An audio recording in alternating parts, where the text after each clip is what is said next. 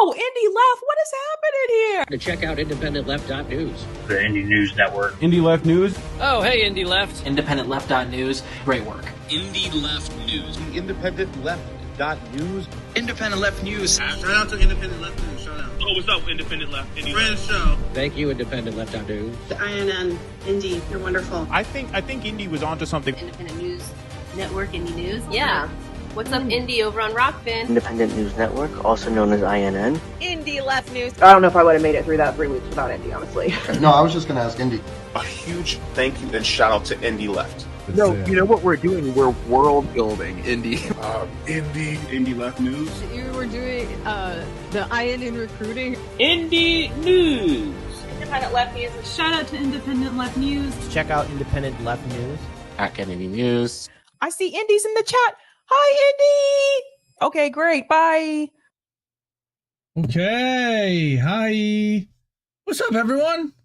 We're here. It's Sunday night. It's Sunday morning number 40. No, it's not. Well, it might be Sunday morning number 40, actually. But no, I think it's about Sunday morning number 42 for 2023.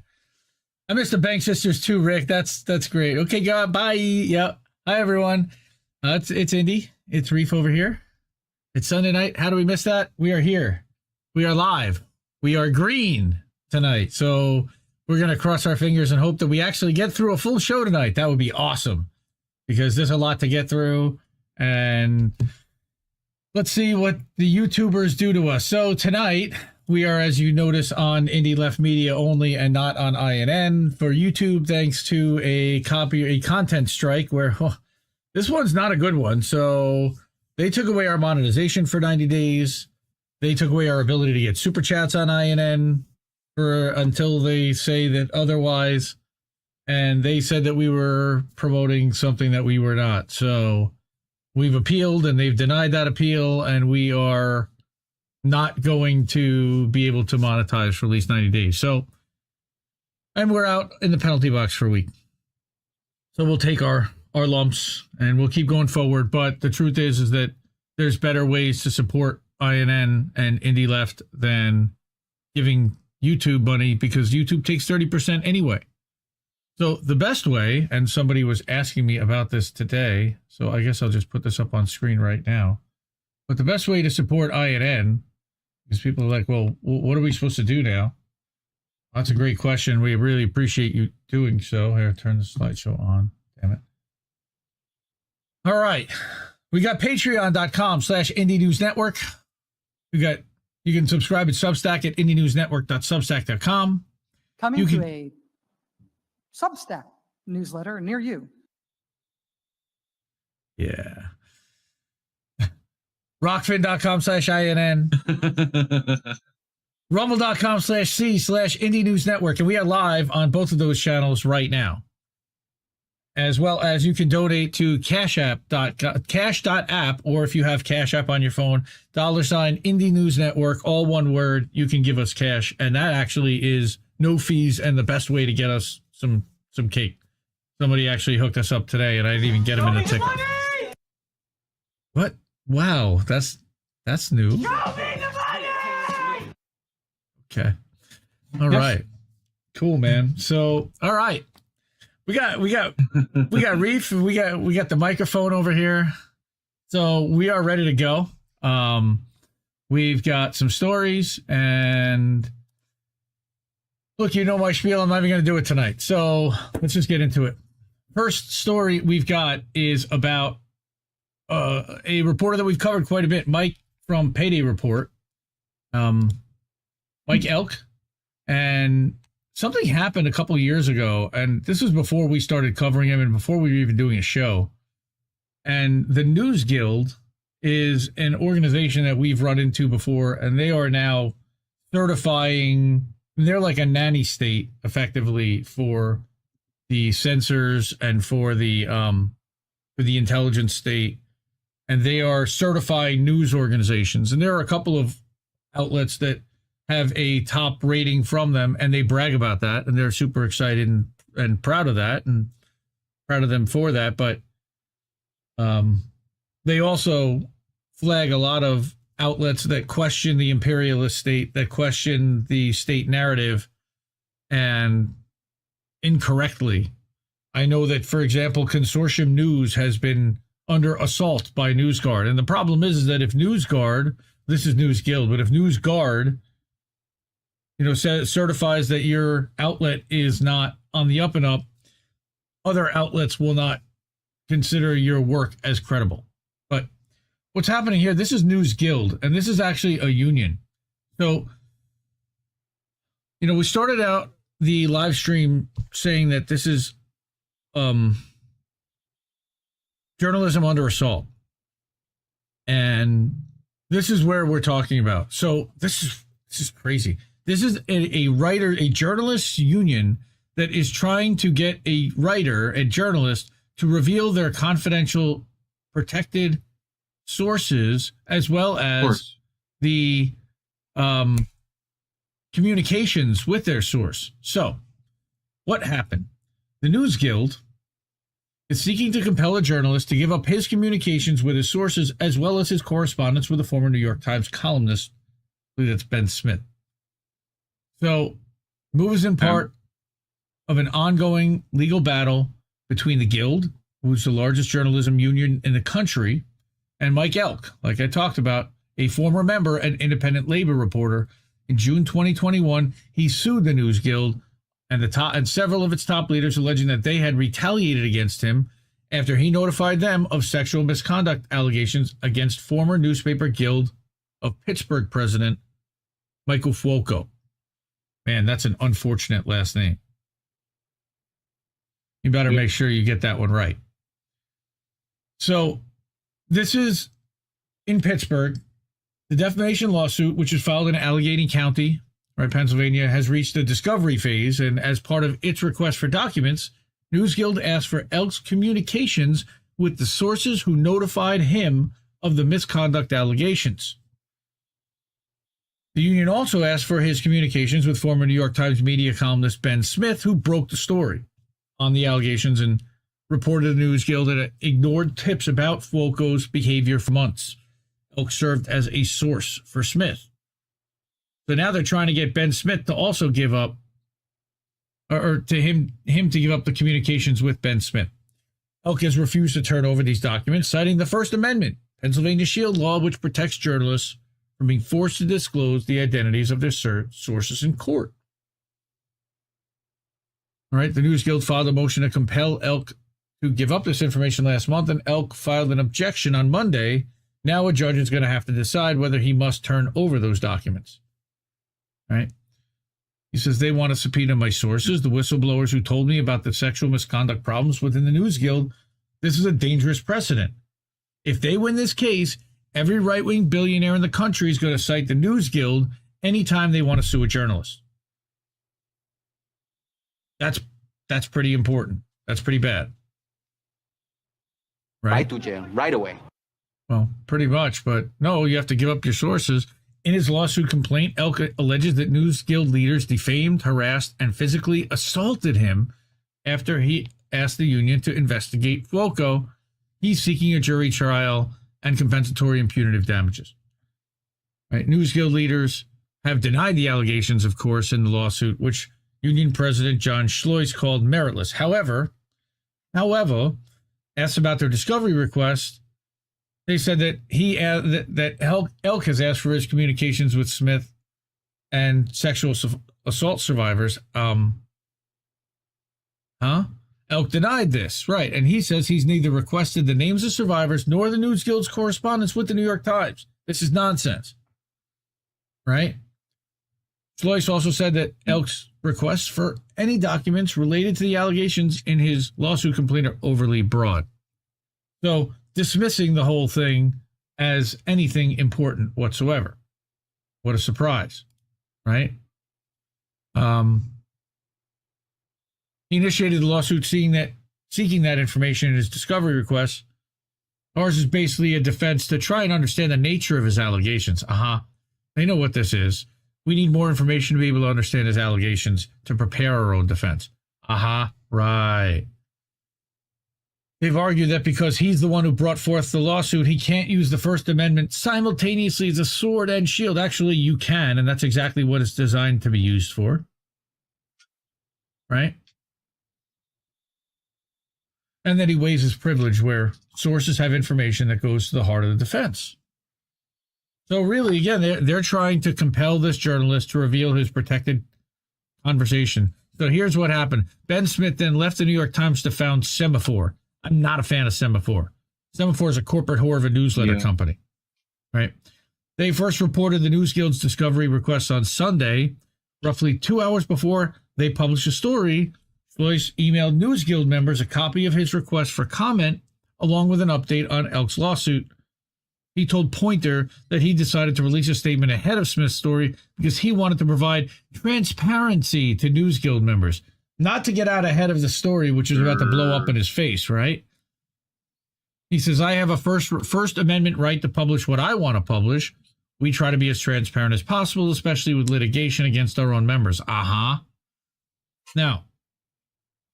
the thing is that, and they haven't even said this here yet, this guy Folco was guilty and resigned. Mike was correct in all of this. And now he's going for blood. All right? In its initial request for documents dated September 19th last year, the NewsGuild also asked for communications between Elk and Poynter. Elk said he refused, and a subsequent letter dated September 1st from the NewsGuild regarding its request does not make any mention of them. That's interesting. Right? Yeah, I wonder why. Elk said he now awaits the judge's decision on whether he'll have to produce the documents the NewsGuild requested. He added that he's been in touch with New York Times VP and Deputy General Counsel David McCraw, who told him the paper might issue a legal brief on his behalf if the judge requests one. They don't want this either. Times spokesman Danielle Rhodes, said the paper will assess as the case progresses. But it sounds like he's going to have some kind of backing. Freedom of the Press Foundation, a nonprofit devoted to protecting the First and Fourth Amendment rights for journalists, publicly questioned the NewsGuild's actions in a post on X. Right. Well, I got issues with the Freedom of the Press Foundation, though in this case, they're right. They were very slow to defend Julian Assange, which is really weird because they were basically founded because of him. The NewsGuild is now seeking reporters' communications with sources in court. How exactly does that serve the interests of their members, other journalists, or the public? He said he views his legal fight as an attempt to drag out his lawsuit. Right. So they're wasting the money of the NewsGuild at a time when reporters are under attack, and now they're attacking reporters and getting them to give up the names of their sources. It's ridiculous. Now, on top of that, he published, now this is Mike. That's Mike, by the way. Hi, Mike. Right? So, New York Times voices their support. This was on October 16th. Right? So, this was Semaphore's Ben Smith broke the story that he's fighting a subpoena attempt. Now, the Times has weighed in and that they're, again, backing they said they would write a brief potentially, which is nice. They've already raised now, I think it's over more than $1,500 for the legal defense fund. You know, he needs to raise really between 3 and 5. So if you can, he's got places on his website here at paydayreport.com that you can donate. So they are trying, you know, again, this is a union of journalists that's trying, because he accused correctly, accurately, he didn't even accuse, he had a story that he then leaked to the New York Times about a guy who was committing sexual misconduct. And they blew him out as a result when they confronted him with this. Rather than they either just got rid of him to not have to deal with it at all, or they, right? I mean, it's another way of going after independent journalists. Tie them up in court. Destroy us all! Right? Make them go after source, reveal sources, do whatever it takes to chip away at honest journalism. And that's what this guy's trying to do. By the way, what Mike is doing, he's got long COVID. He also has been covering the GM strike. I mean, the UAW strike, which we're going to talk about next, because I feel like while you've got that going, we kind of have to give it some kind of light and discussion weekly, because that potentially has the, that really does have the potential to blow up. But instead of taking an independent approach tonight, I want to take a look at something that I caught in CNBC, believe it or not. And it was halfway for CNBC. I'd say it was tepid. For anybody else, for a leftist, I would say it was terrible, but it wasn't too bad. So here, check this out. Let's go to this screen here. Whip. Hey, okay, let's drag this over a little bit. That's Greg's face, everybody. And Rob's too. All right. UAW says that there's more to be won despite record offers from automakers and declines to expand the strikes. Now, this is what really I was looking for. 5 o'clock Friday. What's going to happen? And it was updated at 6:45. What's going to happen with Shawn Fain's weekly address? Because every week he's been announcing whether they're going to close another plant. Last week they shut down the plant in Kentucky, the truck plant. It's still shut down. There are now currently 23,000 auto workers out of a potential 146,000. You're still looking at a small percentage, most of which is not affecting the daily operations now of the manufacturers. Pay for that truck plant. Ford has basically now come to the table, and Bill Ford, I don't have that this week, but I think it's in the article. Bill Ford is threatening the people and saying basically this is the last deal you're going to get, and we're gonna have to start moving production. Right, you better take it or else. Or we'll have to start moving production elsewhere, is what they're threatening. So what Shawn Fain is saying, and let me get this off of CNBC so that we can not advertise for their sponsors. Right. The UAW union believes that there is more to be won in ongoing contract negotiations with the Detroit automakers following 5 weeks of labor strikes against the companies. His comments come despite record contract offers from General Motors. And again, I told you, and Stellantis, you're going to get nonsense that now include 23% hourly pay increases and other significantly enhanced benefits over the terms of the 4.5-year deal. Divide 23 by 4.5. Can we do some math? That's about 6%. That's about 6%. That's a little less than 6% annually. Considering that the union had to give back a ton of pay in the last contract, they were looking for 40%. This is about half. I figured they would settle somewhere around 32 or 33%. And this is at 23, and they're saying that this is the best that they can do. Fain is saying there's more to be won, and I agree with him. But he's not really playing hardball enough, I think, still. There are already record contracts, but they come at the geometry. It is, but they all come at the end of decades of record decline. So it's not enough to be the best ever when auto workers have gone backwards over the last 2 decades. That's a really low bar.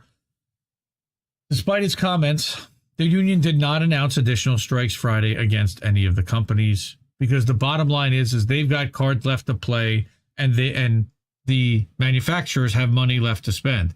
The problem is that the union doesn't have the kind of money to play the kind of game that they want to play, which is why they're playing games in a way with this 23,000, 24,000, 12% of all the auto workers in the country. Man, it makes my blood boil. Bain didn't address a report Friday by Bloomberg that the union has asked for a 25% increase. So already in general wages. So wait a minute. You were at 40. They offered 23 in hourly pay. All right. And now you want 20. Now it reported that he wants 25. The union has not announced any additional strikes, right, since initiating an unexpected walkout on October 11th at the Kentucky truck plant workout. That's funny. Kentucky. Right? That produces the highly profitable trucks and SUVs. But meanwhile, they've got enough day supply on the ground to cover them for the next 60 days. That's despite Ford having the best proposal regarding economics, as outlined by Fain on Friday. I disagree with that too, necessarily. Now, I haven't seen all the proposals, but what he's focusing on is getting the electric factory workers under contract and as part of the UAW.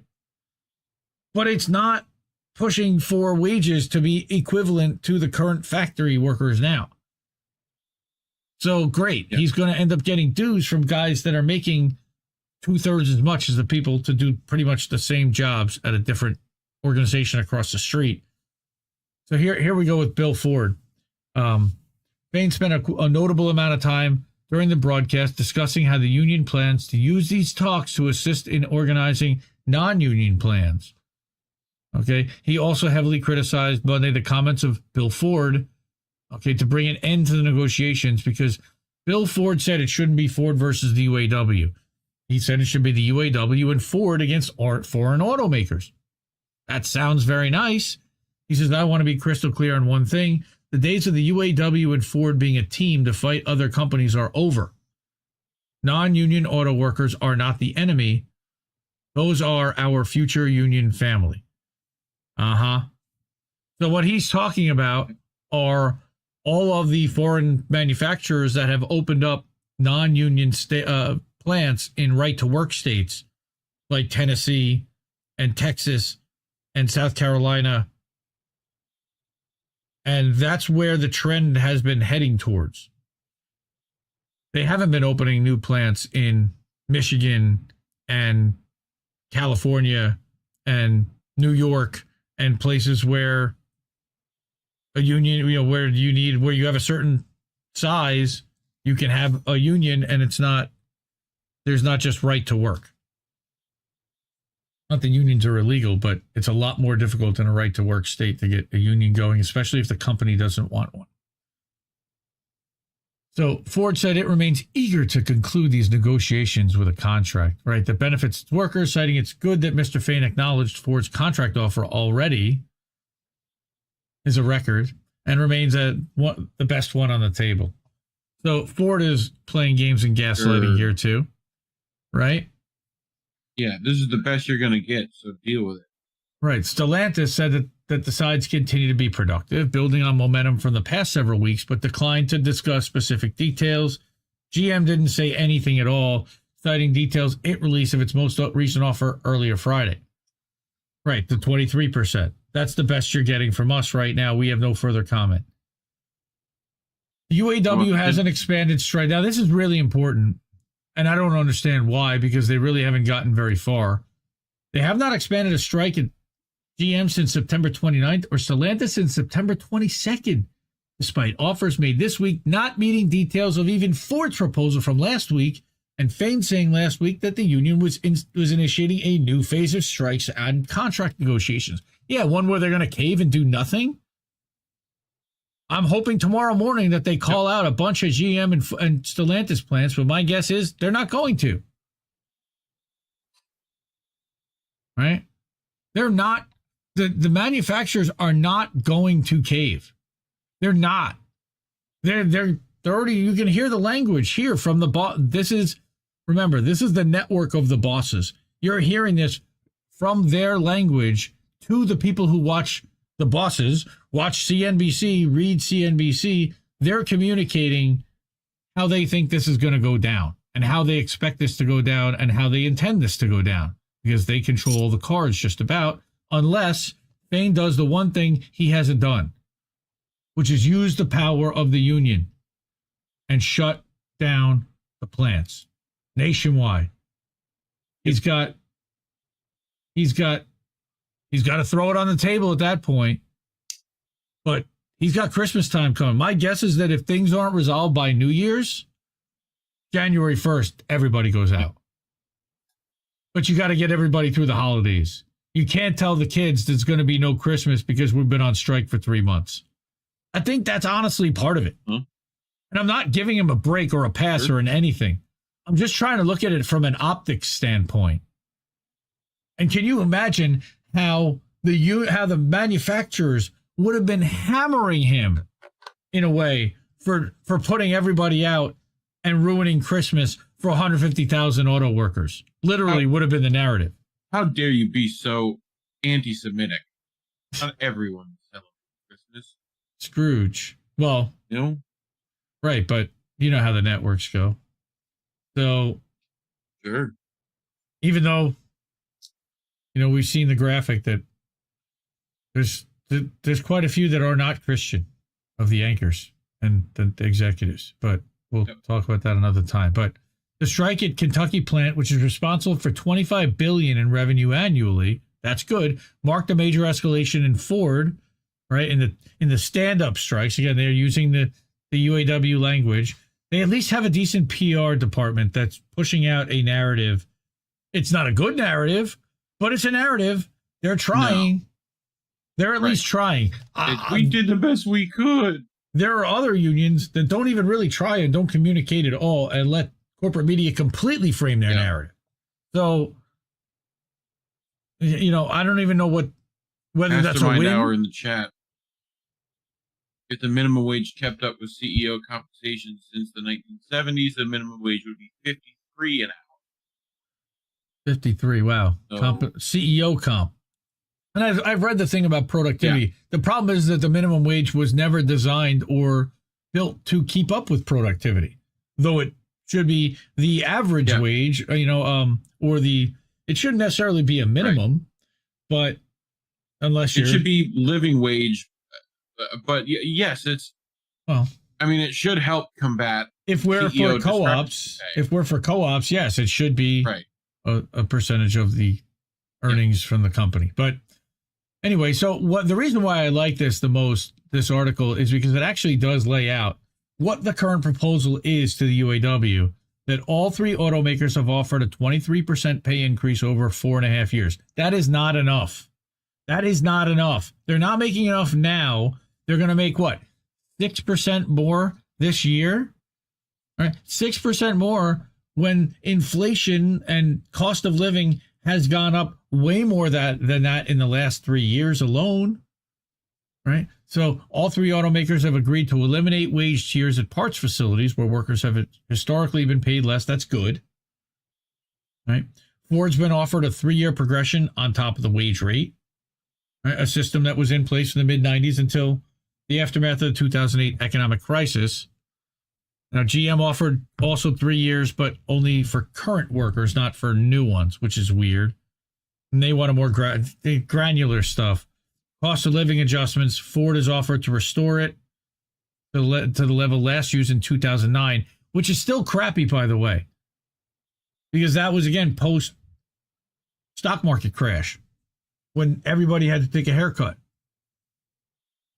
Right, so GM is approaching approaching restoration, but not fully there. Right, when Stellantis wants to delay cost of living adjustments by a year.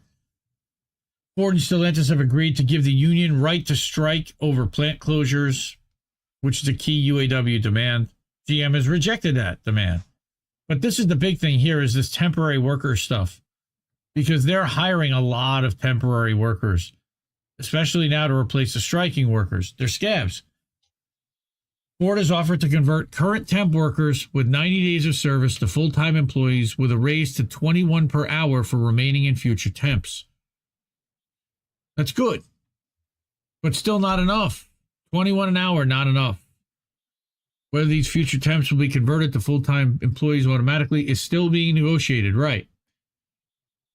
So, retirement plans. 21 an hour is under the living wage for a single person in Mississippi. Right, and this is not in Mississippi. Right.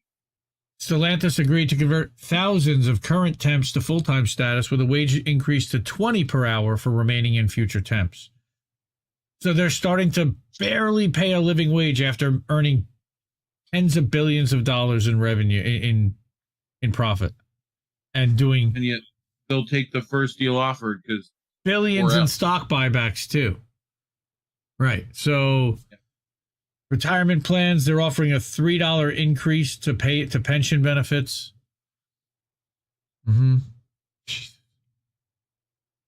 They're contributing $9 9.5% plus $1 an hour.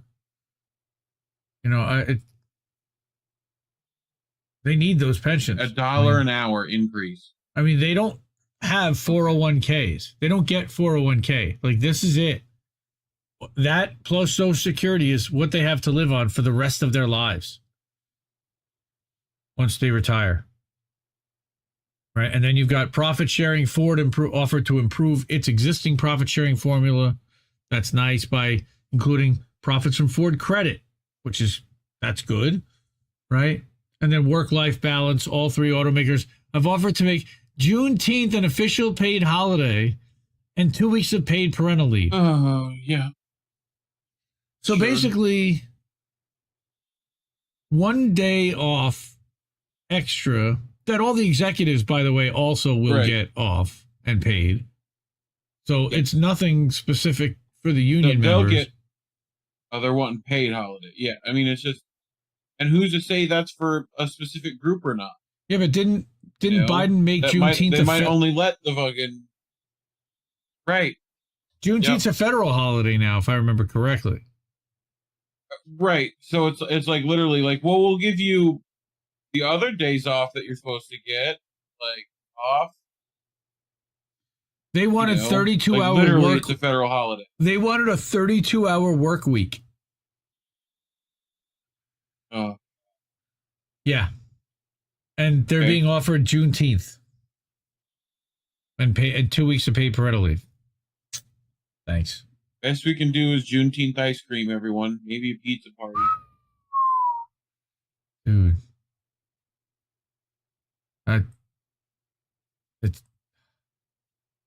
Everybody's being squeezed everywhere. Everybody's being screwed. Like, is anybody getting ahead anywhere? I'm glad Himbo got a new job. He's hooked up.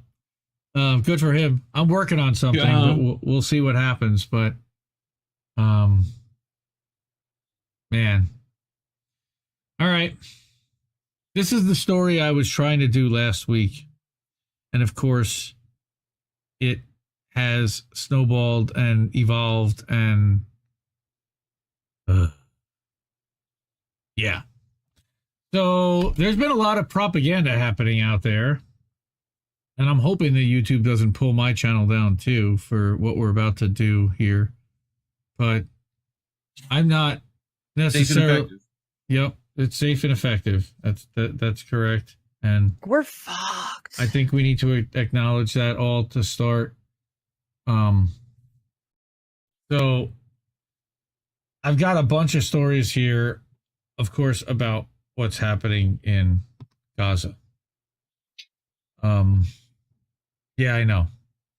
So we covered this one last week before we got hit by, I don't know if it was Discord or what, but I thought that this one is super important because I didn't see enough people talking about how mainstream media is pushing fake stories, right? So they publicized the evidence-free claim that Hamas beheaded 40 Israeli babies, only to be quietly walked back a week later.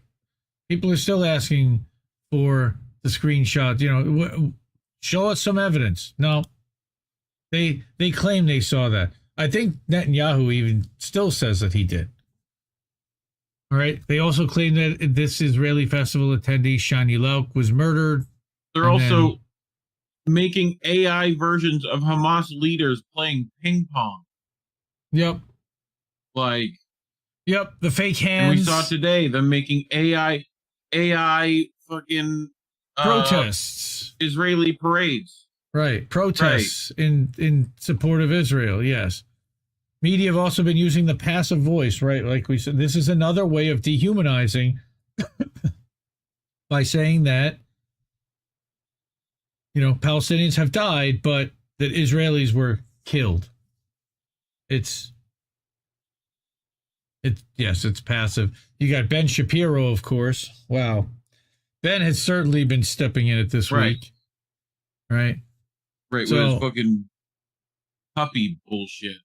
Right. Charlie G actually made a whole video about him. That's very funny if you go check her out on Twitter. But he got caught using AI images that he passed off, that he tried to pass off as baby. But as it turns out, that in that sheet was actually a puppy, and they took out the puppy and replaced it with that AI image of a Midjourney, make me what you would perceive to be a burned beyond recognition infant. Gross that somebody even put that into AI. Wow. All right. But then that this has not been a new phenomenon, right? That this has been for years, that journalists have been fired and have lost their job and been silenced because they speak out on behalf of the Palestinian people. We even covered a segment. Look at the gaslights. Yes. Earlier this year, we covered a segment about Palestinian media and how badly it's been suppressed. And yeah, it's terrible. So again, this is a really nice kind of slideshow that was put together by Mint Press off an article written by Alan McLeod that is extensive. Go read the Alan McLeod article. If I know there's a link to it on Mint Press's Instagram. All right. Well, looks like we got ourselves a reader. This one also is maddening, which is that Israeli artillery killed Reuters cameraman Issam Abdullah in Lebanon, right? Yet in its announcement of that fact, Reuters never even mentioned who killed him. And there's the statement. Gross, right? Then you've got all of this is designed to manufacture public consent for Israeli war crimes against Palestine and beyond. The devastation is beyond heartbreaking. And if you look at our Rockfin and Rumble channels, we ran some videos last night that were put together by our friend Amira over at the Empathic Times, whose father is over there somewhere. And she talked about and showed some of the really graphic stuff that can't be shown on YouTube, definitely. So it's on our Rockfin and Rumble. I told her I wanted to make sure that it ended up there because I don't want it to be pulled down, and it's important stuff that needs to be documented. So we'll always be there as long as that's up. On top of it, there was 9, 11. There was a desire to get out in front of the story, of course. And Greg, Big Mad Crab, over here at INN, shout out. He's probably in the chat. If not, he's working on some graphics for the Indie Media Awards. And by the way, Mint Press is an Indie Media Award honoree. As is Alan McLeod, so you can hit that one more time.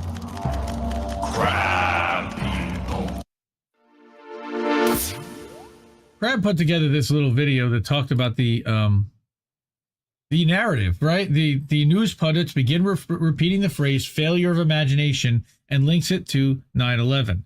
Now, this is interesting because we then get an article from Norman Solomon, and this is where we kind of got cut off. I showed this video.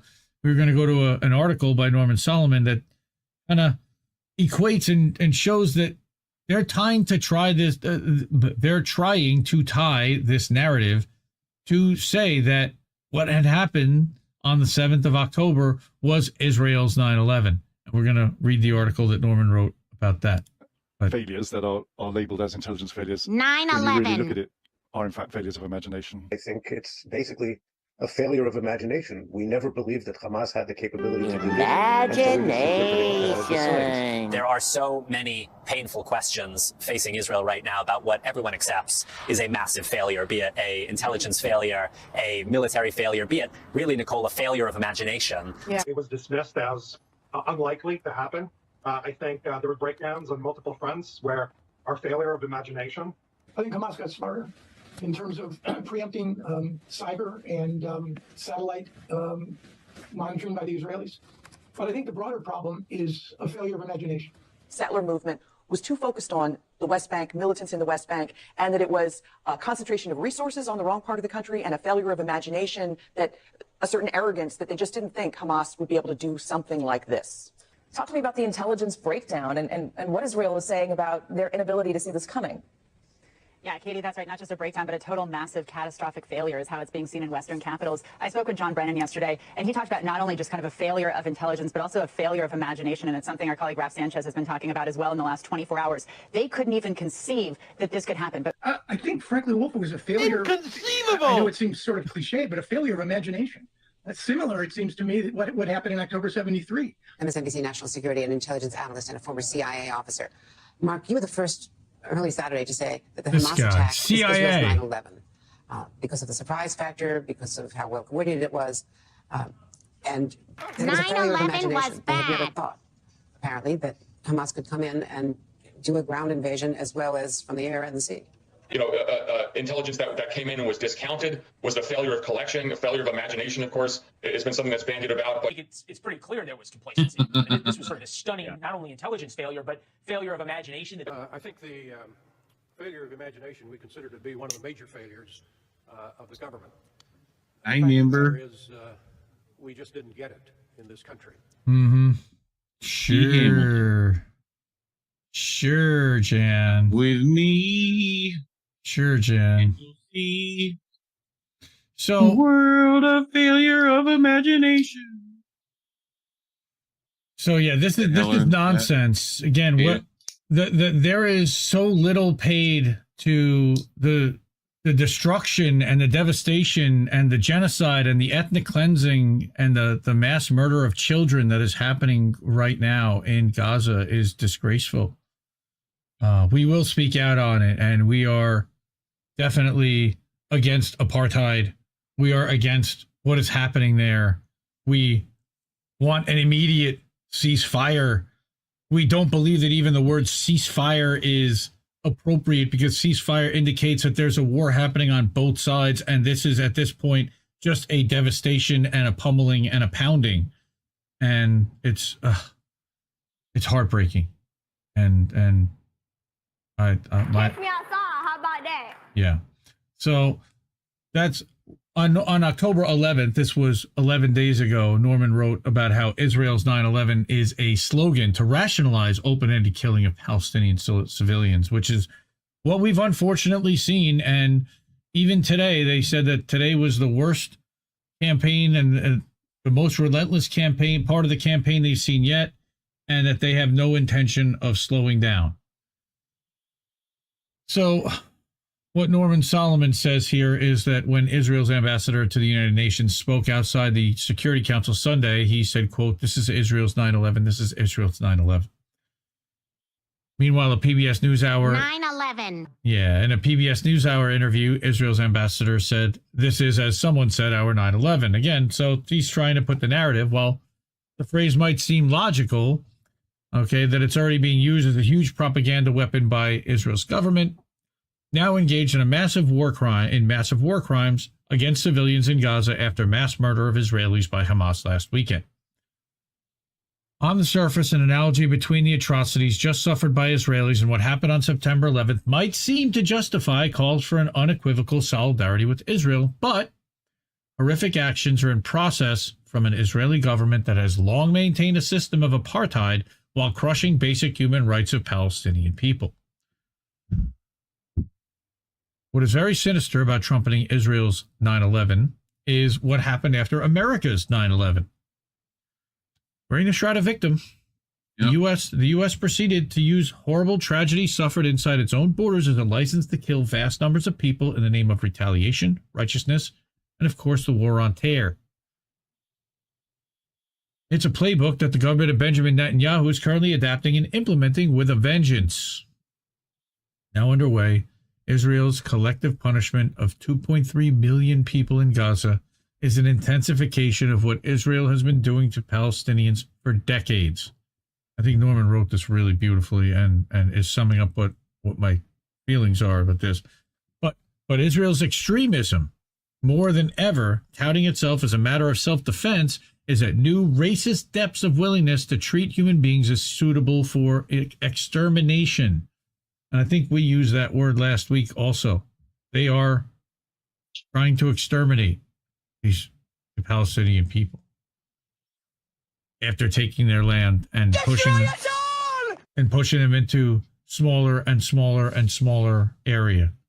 And just for everyone who doesn't know already in the chat, I am Jewish, and this is a really personal, difficult issue for me.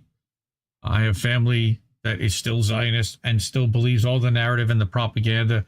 And my whole point of doing this is partly to cut through that and to have a conversation about seeing it from the side of a olive farmer in Palestine in 1947, somebody who was living in that region that was kind of a neutral zone controlled by Britain. It was a colony, but it wasn't really controlled by anyone per se. I mean, anyway. This is why the Irish are just so good at this. They get it. Yeah. So, like he says, there's a terrible echo from the post-11 approach. Right. So they were terrified by the current situation and worried for their safety as well as that of their children and their families. Yeah. Yeah. Even before the latest restrictions, residents of Gaza already faced widespread food insecurity, restrictions on movement, and water shortages. It is textbook definition. Now, that is all within its own borders. They have no right to self-govern. They have no right to free travel. And now you're denying them electricity and water. And even today, there was supplies delivered at the Rafah Gate, which they keep bombing, by the way. But they delivered 2 trucks, enough for 22,000 people for a population of 2.5 million. Nice. In the name of fighting terrorism, the U.S. has inflicted collective punishment on huge numbers of people who had absolutely nothing to do with 9/11. The cost of war project at Brown University calculates that more than 400,000 direct civilian deaths in the violence of the U.S. post 9/11 wars in Afghanistan, Pakistan, Iraq, Syria, Yemen, and elsewhere. 400,000 people. Now, you violated the law. The other problem here is, what do you think this does as far as fighting terrorism? Do you think that this doesn't radicalize an entire new generation of children and people who have seen what's happening here? I mean, we can't allow this, but we are allowing and endorsing it, funding it, and providing them the weaponry to do it. Early in the war on terror, Donald Rumsfeld had fashioned a template to provide approval for virtually any killing by the U.S. military. We didn't start this war, he said in a news briefing in December 2001. That was the Tora Bora thing. We didn't start the fire. So understand responsibility for every single casualty in this war, whether they're innocent Afghans or innocent Americans, rests at the feet of the Al-Qaeda and the Taliban. We're not responsible for anything we do because you started this. No, we never made those people that started it. That wasn't us that funded them. Like godless commies or anything like that. Right. Israel totally didn't make Hamas, or ISIS, right? Or nor did WikiLeaks publish a cable from the head of the Israeli intelligence service in 2008 or 9 saying that what they want is for Hamas to take over and run Gaza. And they basically orchestrated to make that happen. Donald Rumsfeld, of course, was showered with acclaim from the U.S. media establishment, while he not only insisted that the U.S. government had no responsibility for the deaths caused by its armed forces, he also attested to the U.S. military's notable decency. Wow. That man belongs in The Hague. The targeting capabilities and the care that goes into targeting to see that precise targets are struck and that other targets are not struck is as impressive as anything anyone could see. Yeah, ask Daniel Hale about that, because Daniel Hale's sitting in prison for reporting the fact that 90% of our drone bombing program went and attacked civilians and was unsuccessful. Donald Rumsfeld. Of course, this was years before Daniel Hale. But of course, Donald Rumsfeld is a board member of the Carlyle Group and a multi-millionaire with tons of power and influence globally. Organization beginning with K. Well, no, Carlyle is with a C, but he lauded the care that goes into it, the humanity that goes into it. Yeah, the humanity to destroy. Clan also starts with. Okay. So I don't know if Rumsfeld ever was associated, but even before its current high-tech attack on Gaza, Israel had amassed a long track record of killing civilians there while denying it every step of the way. For instance, the UN found that Israel's 2014 Operation Protective Edge assault, 1,462 civilians, including 495 children. This is also Gaza's and Palestinians 50% under the age of 18. They're murdering children. They're imprisoning children that have been imprisoned since the day they were born. And it's not even in prison because in prison, they're treated more humanely than this. In prison, they actually were guilty and committed a crime to put themselves there. There's a word for what you're talking about. Yeah, it's called apartheid. Well, there's another word. Well, I don't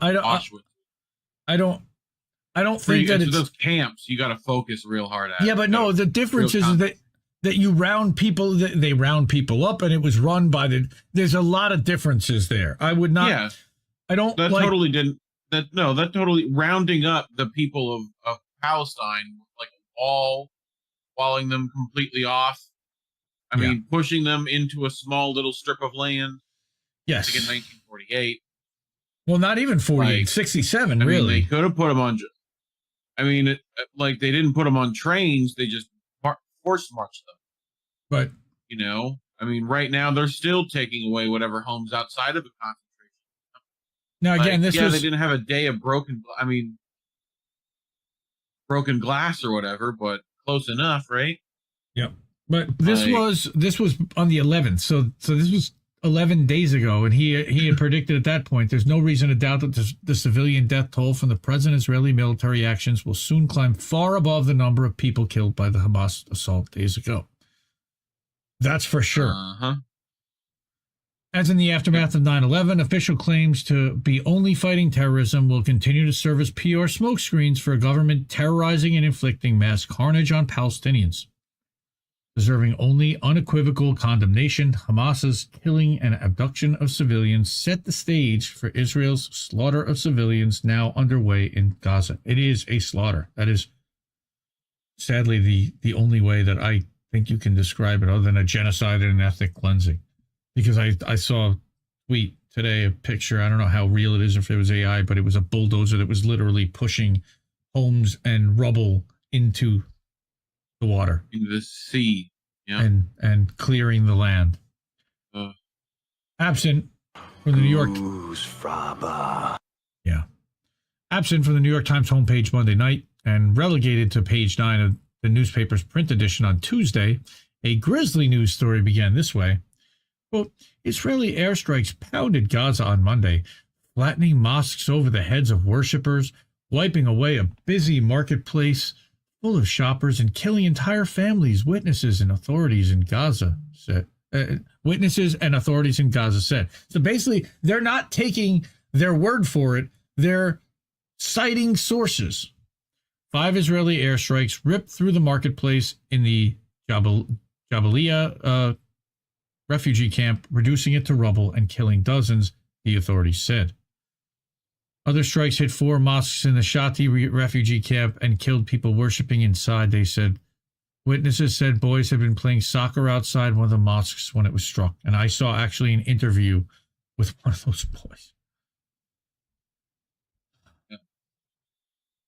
Along with releasing a statement about the latest tragic turn of events, the rootsactionorg.org, they've offered supporters just a piece, a quick way to email their members of Congress and President Biden, which is accomplishing like throwing a pebble into the ocean. The message is that the horrific cycle of violence in the Middle East will not end until the Israeli occupation ends. And a huge obstacle to ending the occupation has been the U.S. government. No, that is the largest obstacle. It's not even huge. It's the largest. It's not even close. So this was in Counterpunch, which is a good independent outlet.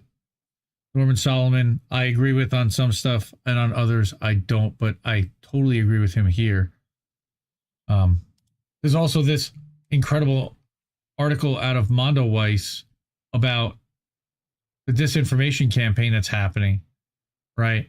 And we talked about that from Alan, right? This is also, but then we're going to get to the hospital.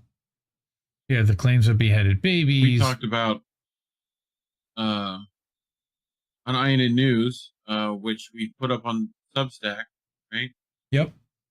Sure. Coming to a Substack newsletter near you. They're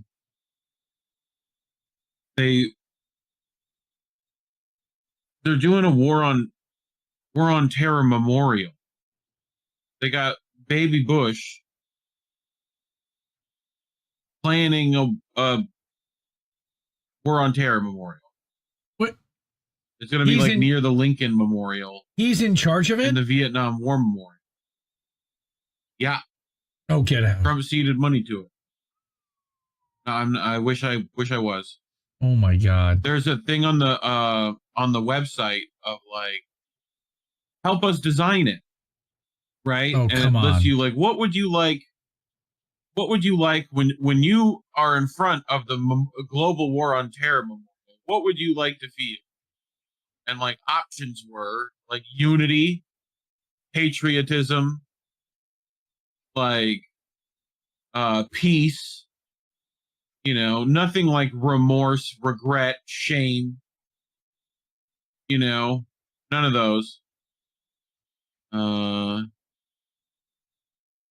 Like, yeah, terrible. Repentance. No, none of those things. It doesn't seem like it. So, okay. The Israeli disinformation campaign, they're talking about which one? This is about the beheaded infants, right? That had multiple objectives, the gravest being the provision of political leverage for Israel to execute airstrikes, any possible ground invasion without facing repercussions. And again, that's what Norman Solomon was saying. They were going to use that as an excuse to do anything that they thought, look, hey, you started this, now we're just going to finish it. Right? It's crucial to understand that the core of Israel's distress stems from two pivotal setbacks experienced on Saturday. First, there was a comprehensive failure in its surveillance, detection, and defensive mechanisms.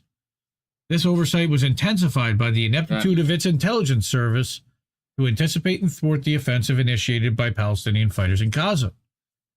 Such a shortcoming not only tarnishes its global intelligence reputation, but also strains its societal ties. Second blow was the unforeseen dissolution and downfall of its southern division, which is a development that caught even the Palestinian groups in Gaza off guard.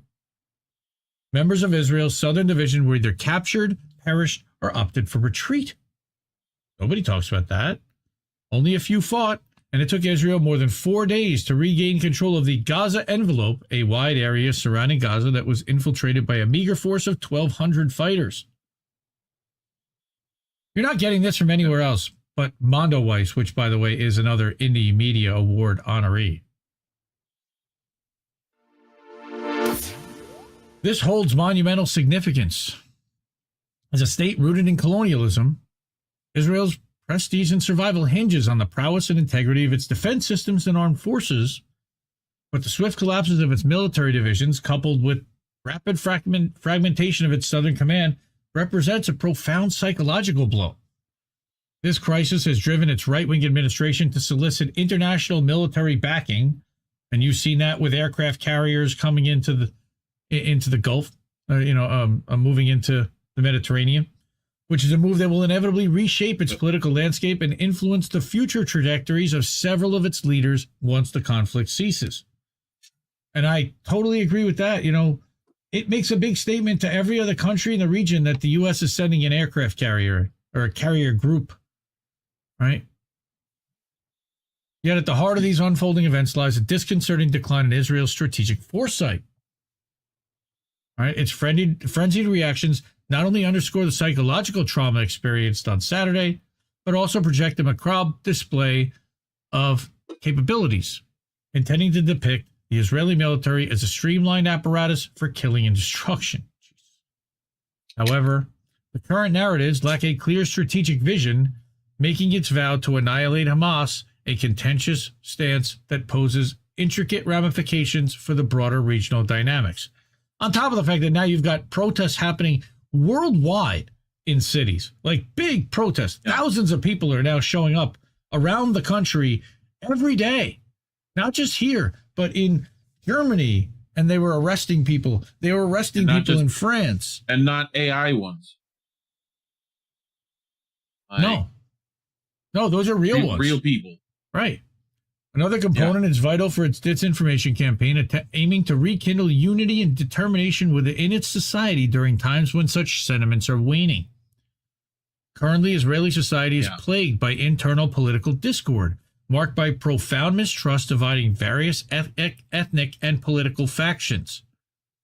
Yeah, you've got, first of all, Netanyahu. Thank you, Richie. Oh, shout out to Richie. Go follow Richie Medhurst. I know just about everybody here already does, but if you don't already, Richard Medhurst on Rumble. Richard Medhurst. He got demonetized off of YouTube too. Solidarity with our brother Richard.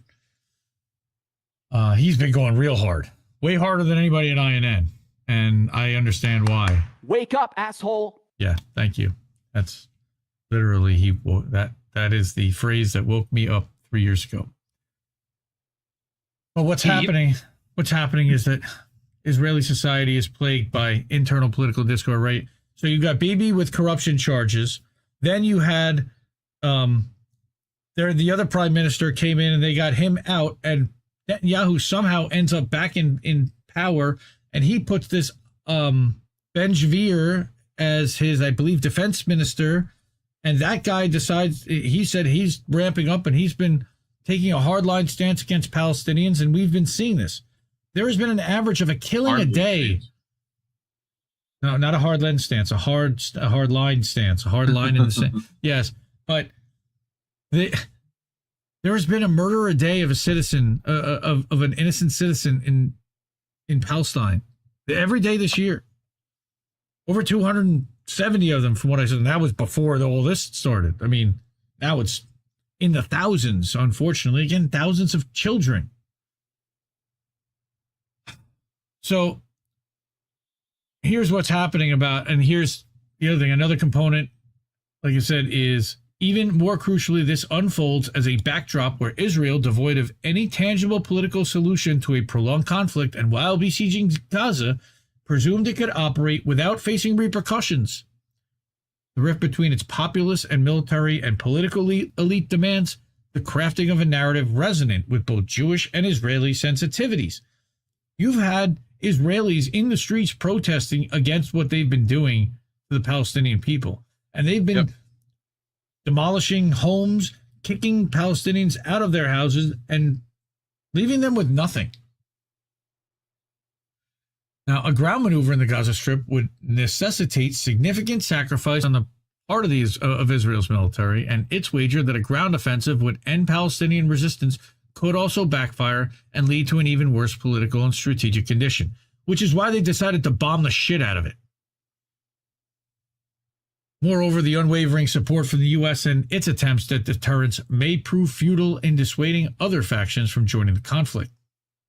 Entities like Hezbollah have predicated their existence on championing the Palestinian cause. Their silence or inaction. Hezbollah. Correct. Hezbollah. Shout out to the Dagestanis. Their silence or inaction now would undermine their core principles, and they haven't been silent. Strategically, neither Hezbollah nor Iran can afford to watch one of its paramount bastions in Gaza crumble without intervening. Word is that they were all behind. Or the Dagestanis. Word is that they all collectively were behind and supporting what happened with Hamas and how they broke through the walls. See, I know it's weird, fight nerdy shit, to pay attention to the Dagestanis. But Khamzat is friends with Chechnya leader, like directly. Like this dude shows up and shoots AKs at this guy's house. Kadyrov. Right? Ramzan Kadyrov. You got him. Right. Kadyrov. You got Khamzat Chimaev, who just won the UFC championship. Last night? I thought he was the champion last already. night. I thought he already was the champ. Well, I mean, and still. Yes, he defended it. So, but like you have him openly supporting Palestinians to the point where he said on air that like, I am not built like other people. Give me rifle. I will go to die for Allah. Like, it was serious shit. Like, I see children. How could you not see children? It was crazy. And they were smart, and they said a lot of it in Arabic, then got translated. You know? So, you know, they must have not had their Arabic translator that day.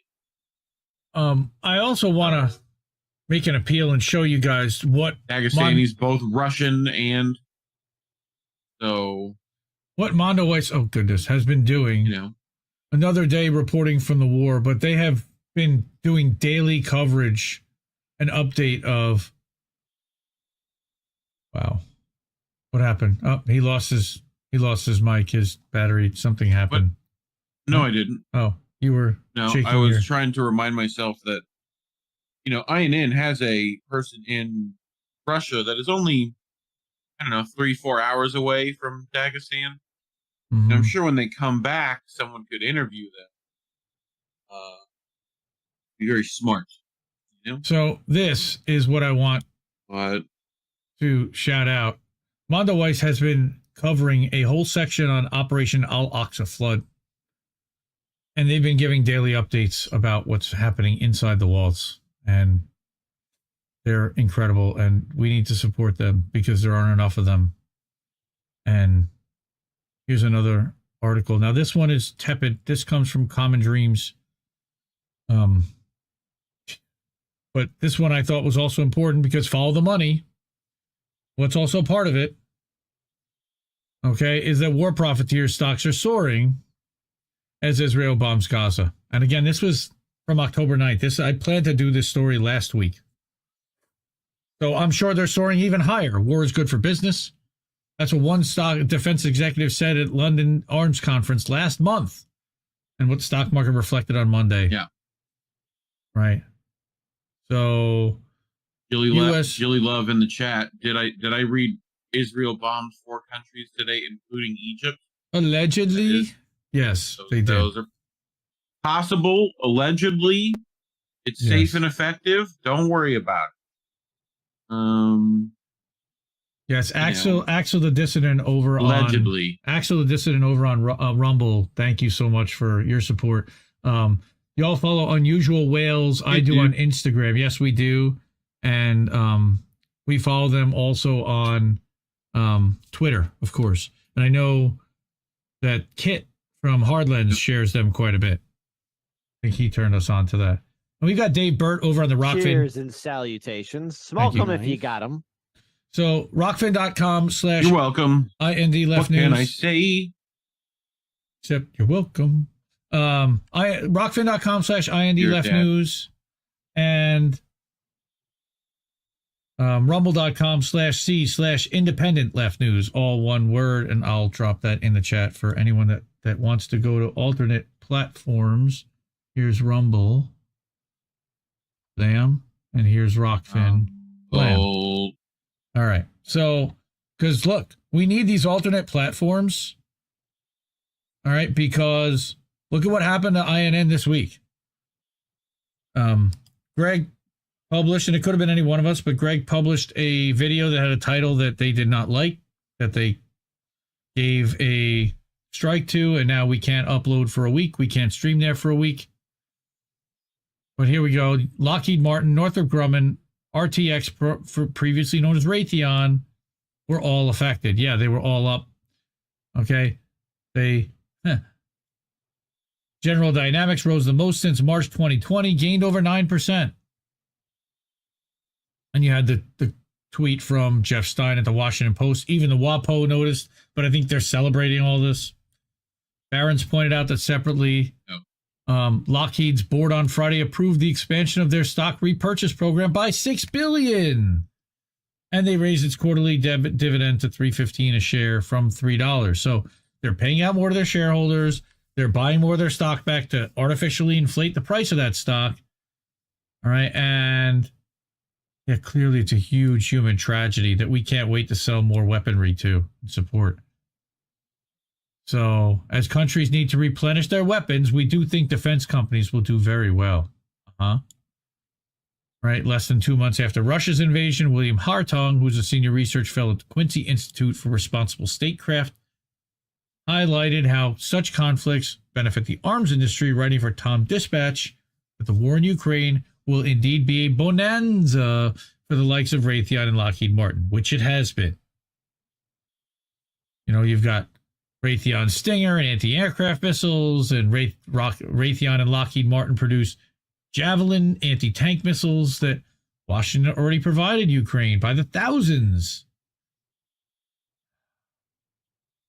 Terrible. So oil prices also climbed Monday in response to the violence. So we're all paying more because of this, not just in taxes. And of course, taxes don't fund spending, but we are all paying in capital for these wars. We're paying for the weaponry. We're paying in increased prices. We're also paying an opportunity cost for the things that we're not choosing to focus and spend our money and time on. So I did want to talk a little bit about the profit motive. Now this is from SheerPost. Yet another, by the way, Common Dreams. And Jessica, well, Jessica's not, but Common Dreams is an Indie Media Award honoree, as is SheerPost. And man, Mr. Fish knocks another one out. Mr. Fish knocked one out. Mr. Fish is like, he draws like Family Circus style cartoons in this case. And this is a parent talking to their child. All right, so here's what's going on. In a land far, far away, there's a giant prison that's full of people who shouldn't be in there at all. And the prison was built by a bunch of other people who have a history of being hated for no reason at all. And the reason they built the prison was because they thought it would keep them safe if they locked up the locals who they thought might be part of the group that hated them for no reason at all. So anyway, the leaders of the people who have a history of being hated for no reason at all have lost their minds from the terrible stress of being prison guards for so long and have gotten into the unfortunate habit of doing hateful things and being horribly cruel to their prisoners who are in prison for no reason at all. And over time, this has made some of the prisoners themselves lose their minds with their own hatred and want to be horribly cruel to the people who have a history of being hated for no reason at all. So one day, the prisoners who lost their minds left the prison and murdered a bunch of non-prisoners who shouldn't have been murdered at all, and now the people who run the prison are planning to increase their horrible cruelty towards the prisoners who shouldn't be in prison at all, and nobody outside the land that's far, far away will know what to say, because nobody wants to be accused of being hateful towards the people who have a history of being hated for no reason at all, or being indifferent to the agony of the people who are being treated so cruelly in the giant prison that should never have been built in the first place. I hope that clears everything up, Dove. Did it clear that up for you? Fatality. I think. Everybody got that?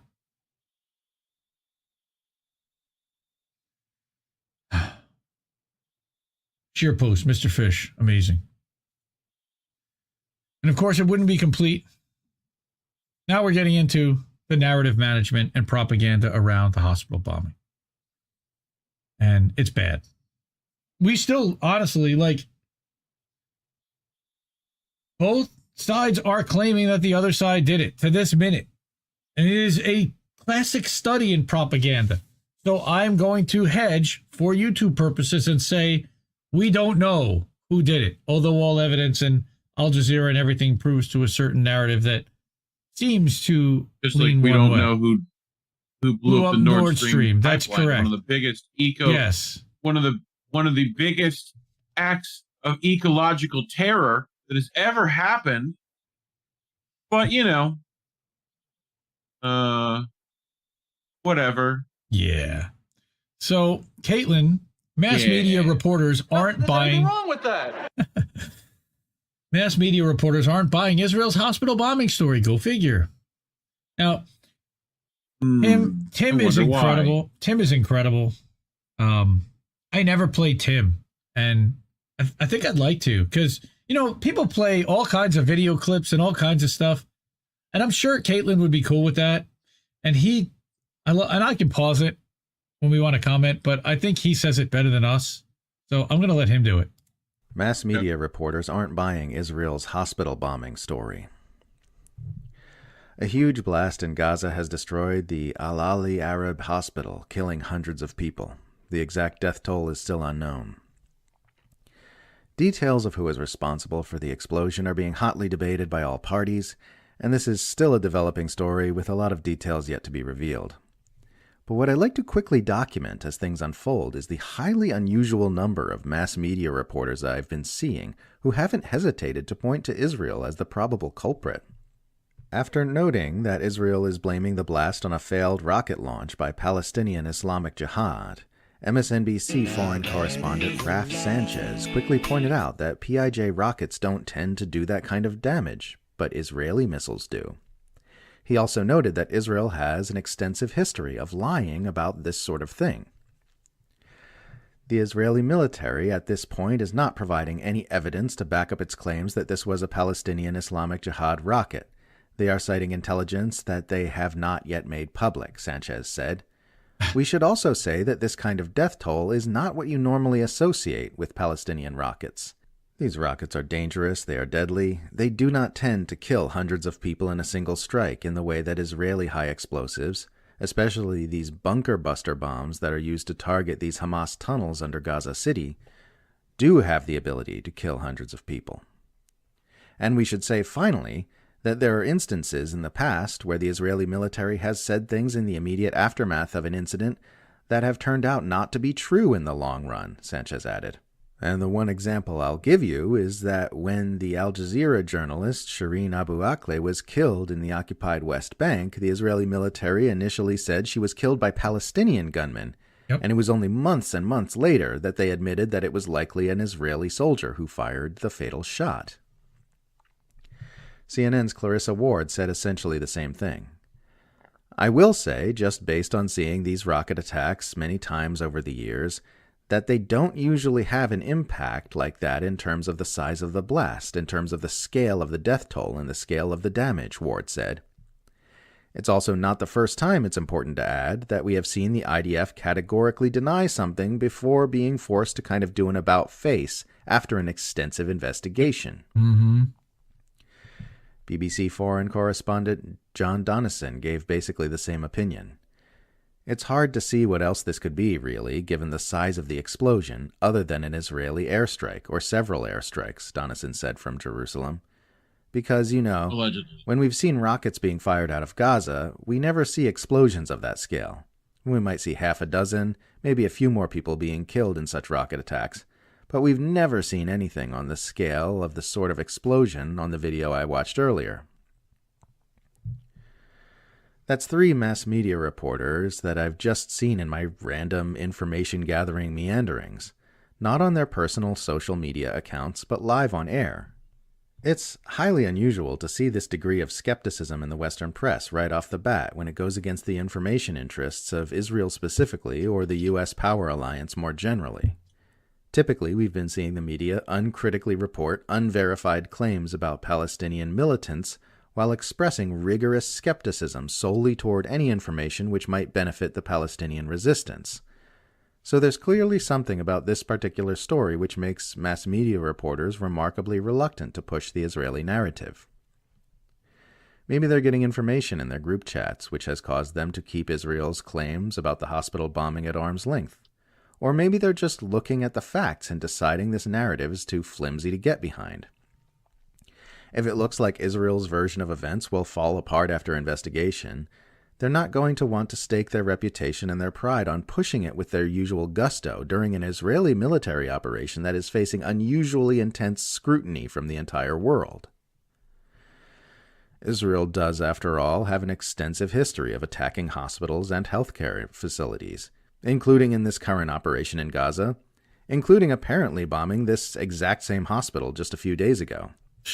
Relief Web, which is run by the United Nations Office for the Coordination of Humanitarian Affairs, recently published a report on the numerous Israeli strikes that have hit hospitals, ambulances, and healthcare workers between October 12th and October 15th, and listed among the hospitals hit the Al-Ahli Arab Hospital in Gaza City, the same hospital that was just destroyed a few days later.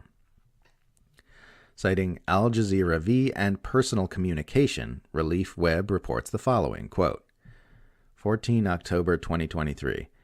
In Gaza City and Governorate, Al-Ahli Arab Hospital was hit by Israeli airstrikes, partially damaging 2 floors and damaging the ultrasound and mammography room. 4 people were injured, end quote. It's also probably worth noting that according to the World Health Organization, this hospital was one of the 20 hospitals which the IDF had ordered to evacuate because of the aggressions it was planning to inflict on that part of Gaza.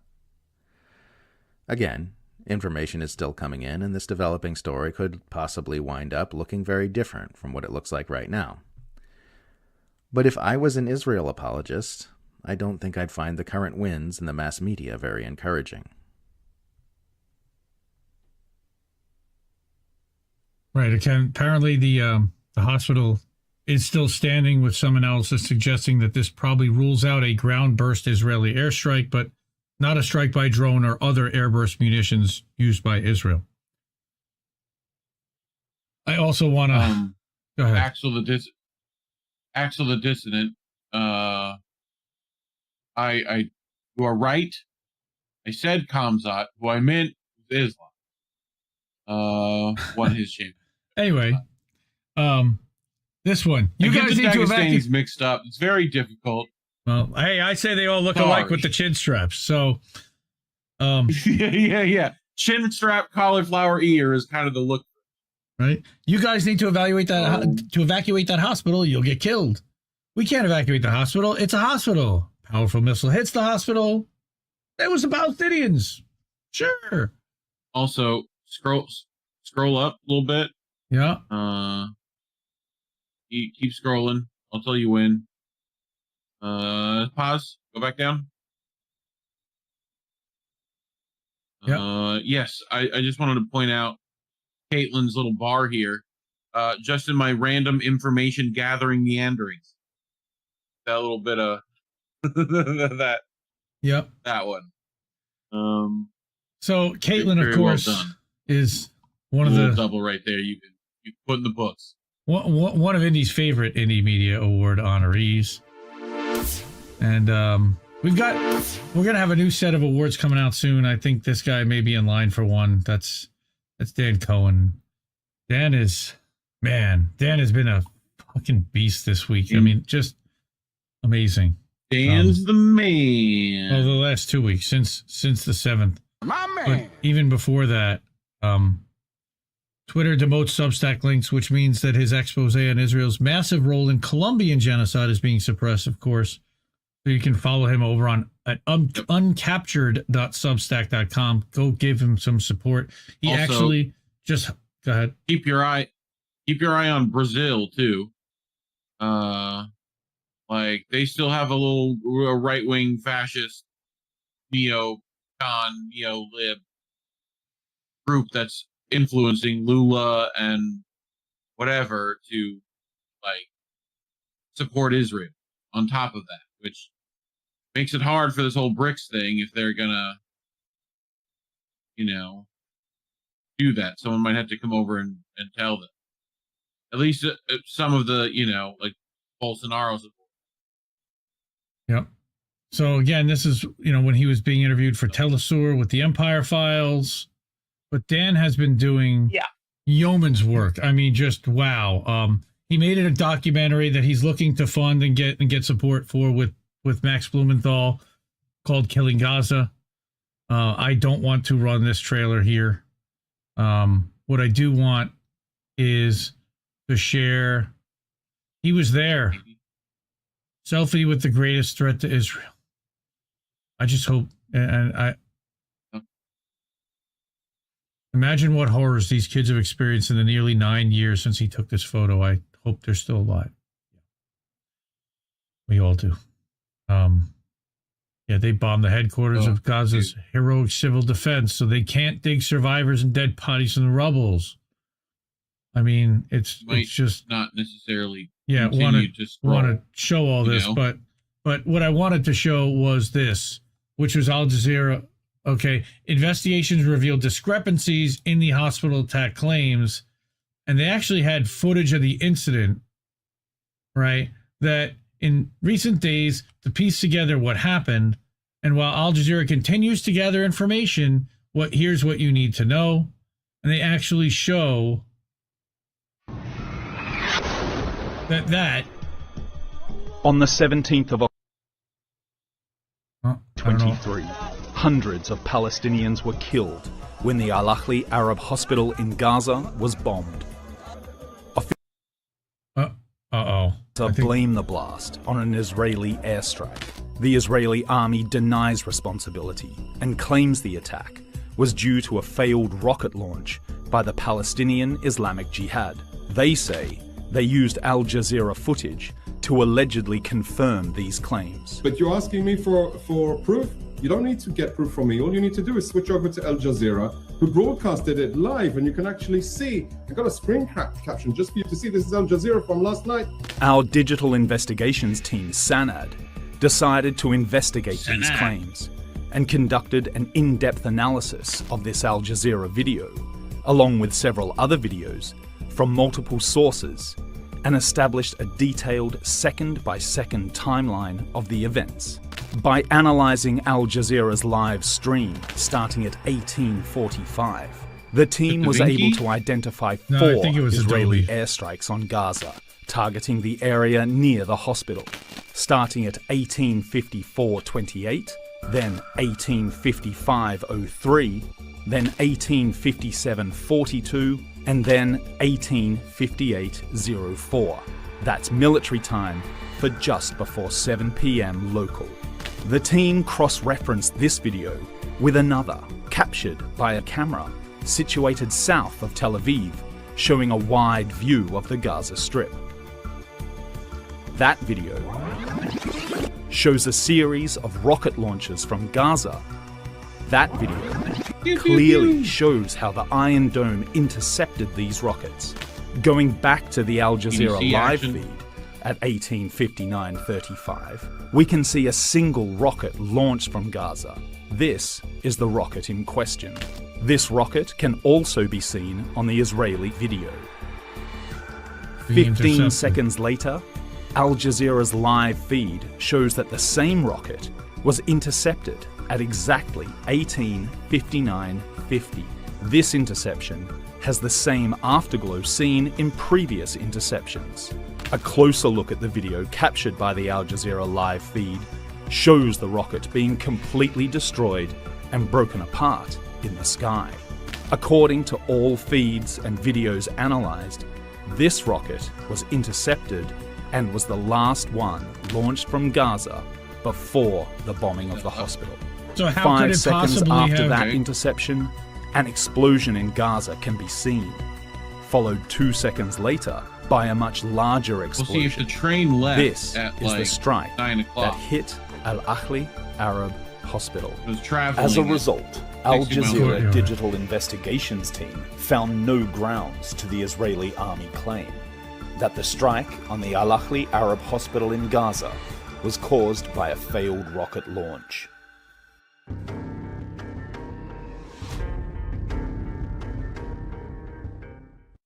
Stop the killing. Stop. No. Right. So we watched the video. You can see the use of a different type of artillery can't be ruled out. Oh, look at this. Bellingcat. Crying over her dead children. Yep. Bellingcat identified what appeared to be the impact earlier after analyzing footage and images of the aftermath. Of course it's them. Of course it's Bellingcat. That's already being done with at the behest of the State Department and the intel community. They are literally funded by and in bed with the intel community, even though they deny that they are. They're liars because they're professional spies. All right.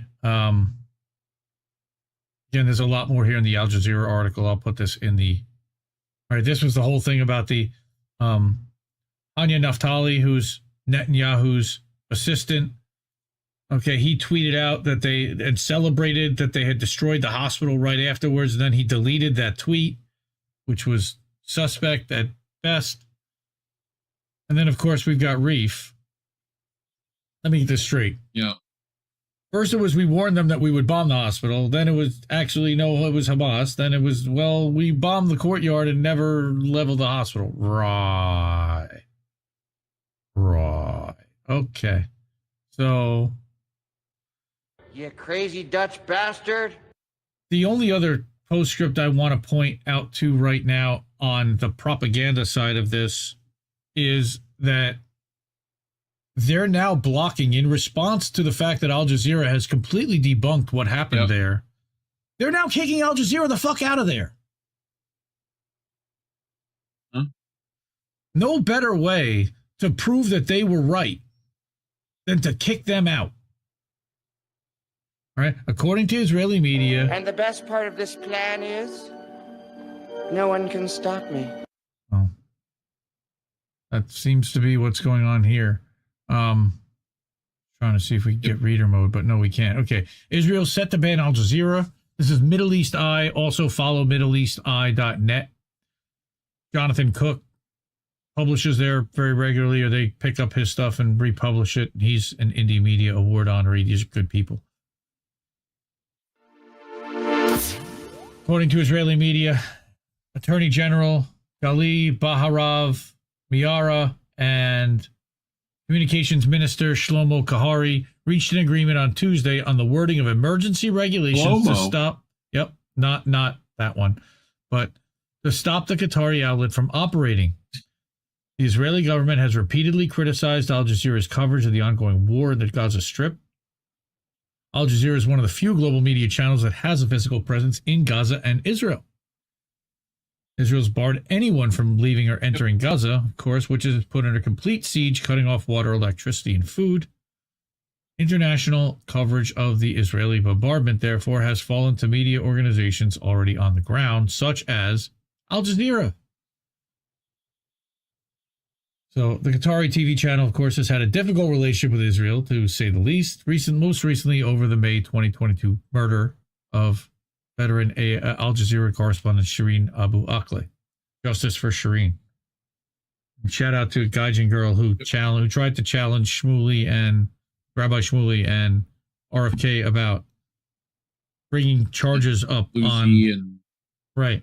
But Crab. She specifically asked the question about, will you recommend that the Israeli soldiers that killed her will be brought on charges and brought here to the United States on extradition?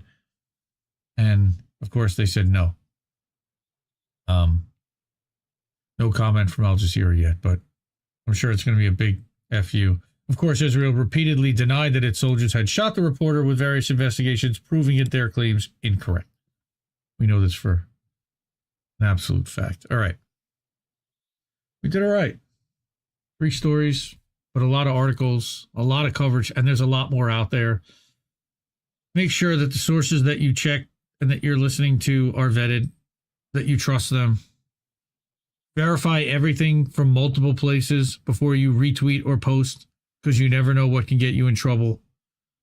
This is, war, and both sides are looking to, unfortunately, put out propaganda.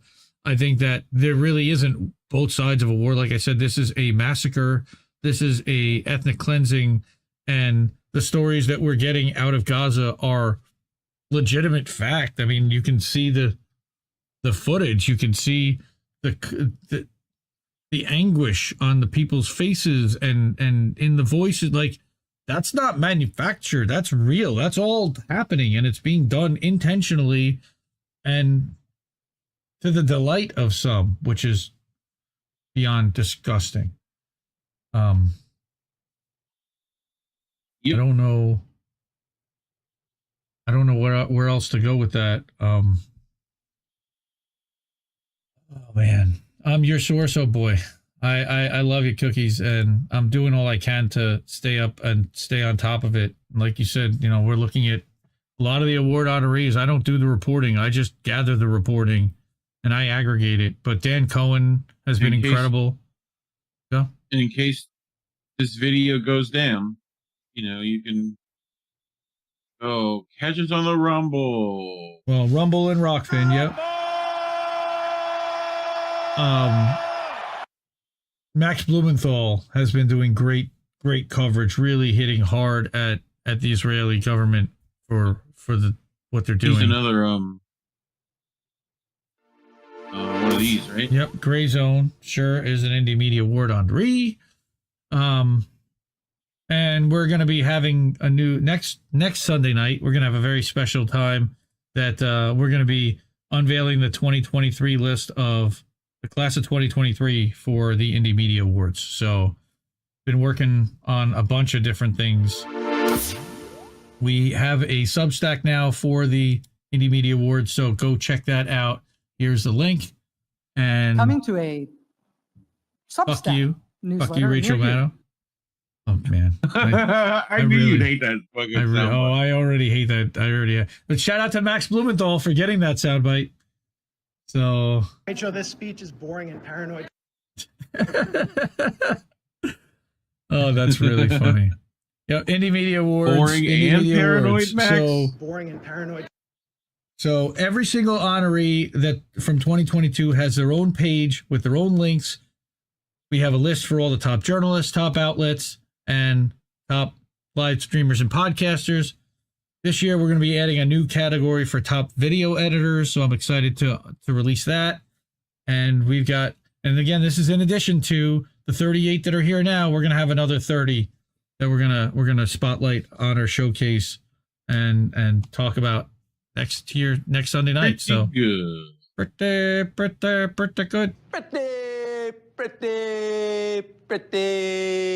Pretty good. You're gonna have a bad time. Thankfully, we're now getting so many people to help us out and support our channel that I can't even fit them all in the ticker. So thank you. Yep. We now also have Cash App. Now you don't see Cash App there, and I'm going to put up a graphic that'll show you how to get there, but I did earlier. Zaccaroni Pizza over on the Twitters and on Substack donated $100 tonight. Thank you so much to INN. He reached out and was like, how do I support INN best so that I don't have to pay fees or anything? Cash App is the best way to get money right to us into our bank account. Otherwise, we have to pay some kind of fee, whether that's to Rockfin, who pays 27%, Rumble takes 30%, YouTube takes 30%, Substack, which is through Stripe, takes 10%, and Patreon takes a few percentage points. They're the smallest by far. So patreon.com/Indie News Network. Substack, you have indienewsnetwork.substack.com. You can full screen yourself, Mr. Reef. Put yourself back. Oh, yeah. Rockfin.com/INN. And we can take money via Rockfin, but converting it is a pain in the ass into actual cash. Coming to a Substack newsletter near you. Yep. And but like Ed said in the chat, Cash App really is the best way. That's if you have the Cash App, it's just $Indie News Network. Otherwise, it's cash.app/$Indie News Network. So, yeah, and then finally, this week on INN is a lot like most weeks, though we have a couple of adjustments. This Tuesday we do have American Tradition. It's an American Tradition night with Jesse. I'm excited for that. We do not take OnlyFans credits, by the way, yet, but we are thinking about it. Yep. And Angel in the Afternoon will be moving to Thursday for 7 this week. He'll be spending time with the lady, so he's going to move to Thursday instead of Friday. Friday at 2:00 Eastern, which is 9:00 in Moscow. Tara will have a guest this week. Last week, she and Reef just kind of riffed and talked about Israel, Palestine, some other stuff. INN News, everything else is typical schedule. Politically Homeless tomorrow night, 9 Eastern. INN News Wednesday night, 9 Eastern. Nobody Wants to Work Anymore. Nobody wants to work anymore with me and the himbo guy over. That's at 10:30 on Thursday nights. We pre-record that. Friday night we will have boats. What you just saw will run again as a stream. Less all whatever they decide is a copyright claimed. We'll take that out and we'll run it as its own stream. And then next Sunday night, very exciting, will be the Indie Media Award unveil for 2023. Very excited for that. We do a lot of work. And again, I'm going to remind people, like I said to Colin, I'm going to do the Colin again. IndieMediaAwards.substack.com. Go over there. All the links for all of the 38 honorees from 2022 will be all have a page there, as well as summary pages for complete lists, as well as each of the category lists. So support them, check them out, subscribe to the people that you're not subscribed to already, and yeah, keep supporting independent media because we need it more than ever. Yep. So for tonight, this is Indy saying, wash your ass. No, I'm kidding. That was somebody else. Keep questioning everybody's motivations. Keep listening to what little birds have to tell you. Good night, fam. Mwah. Ciao, baby. Indie News Network, collaborative family of independent content creators. Co-hosted normally by me, Indy. I'm founder and editor of Indie Left News and Indie Media Today. I got Reef Breland sitting next to me. At Kennedy News. Is Andrew Rivera, I'm the handsome cynic. It's Politics and Survival. My name is Jesse Jett. It's American Tradition. What's up, Space Monkeys? Welcome to Political Fight Club. I'm Robert Durden. I mean, I mostly make art for INN. Big Man Crab Joe. Keep up those great videos. Hey guys, it's Yeti coming at you. Hello, my name is Lucy from Blue Moon Red Wine. This is Chris Legion.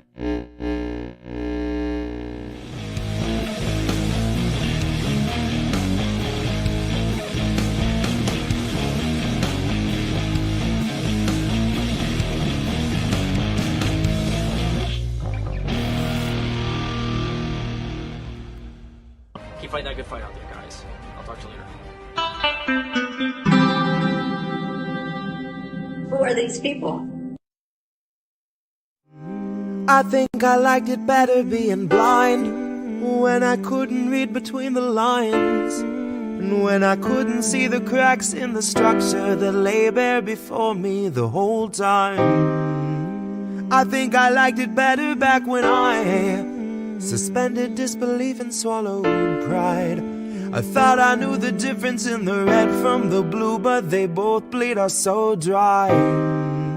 They both bleed us so dry. My favorite songs don't hit the same way. I get to the end of a 4-minute track and I'm only looking back thinking, what did they actually say?